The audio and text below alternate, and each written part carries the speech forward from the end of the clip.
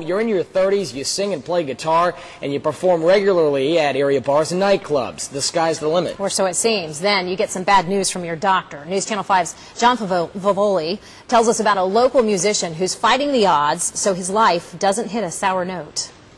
I have wandered through this world.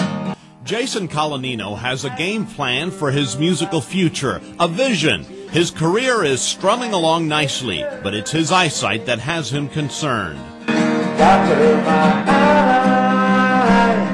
eyes. Jason has RP, Retinitis Pigmentosa, a degenerative eye disease that is slowly robbing him of his vision. So while this talented performer can light up a room with his music, a portion of his life is filled with darkness. I don't see your face right now. I see your tie, I see your shirt, I see pretty much everything that surrounds you. But if I look directly at you, I just see this this dark, blur. If I look to the side, I can see a little bit better. Doctors diagnosed Jason's condition 4 years ago when Jason started having trouble seeing. Affects the retinal tissue in the back of the eye. Optometrist Dr. Kelly Ball has diagnosed several RP cases similar to Jason's. The retinal tissue lines the whole back of the eye, and it takes visual images from what we see to the brain. And so when the retinal tissue doesn't work correctly, then obviously the vision is affected.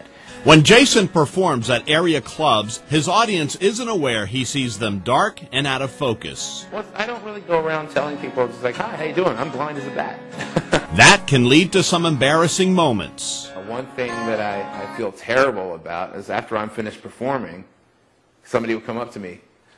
You were great. I loved it. It was great.